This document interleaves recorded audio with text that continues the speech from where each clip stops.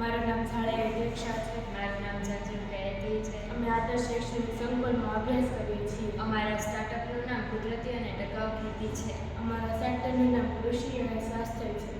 આજના સમયમાં રાસાયણિક ખાતરનો ખૂબ જ ઉપયોગ વધી રહ્યો છે, જેથી રાસાયણિક ખાતરયુક્ત ખોરાક ખાવાથી સ્વાસ્થ્ય સંબંધિત રોગો થાય છે, જેમ કે હાર્ટ, કેન્સર અને આંતરડા સંબંધિત રોગો. રાસાયણિક ખાતરનો સતત ઉપયોગ કરવાથી જમીનની ફળદ્રુપતા ઘટે છે. રાસાયણિક ખાતરનો ઉપયોગ કરવાથી જમીન પ્રદૂષણ અને જળ પ્રદૂષણ ફેલાય છે. રાસાયણિક ખાતર આર્થિક દ્રષ્ટિએ ખૂબ જ મોંઘું છે, જેથી ખેડૂતો આર્થિક રીતે સક્ષમ બની શકતા નથી.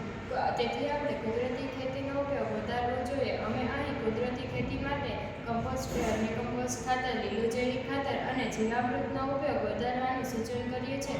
કમ્પોસ્ટ કે વર્મી ખાતરના ઉપયોગથી જમીનમાં કાર્બનિક દ્રવ્યોનું પ્રમાણ વધે છે અને અળસિયાનો ઉદ્ભવ વધે છે. લીલું જૈવિક ખાતર વાપરવાથી જમીનમાં નાઇટ્રોજન અને ફોસ્ફરસનું પ્રમાણ વધે છે.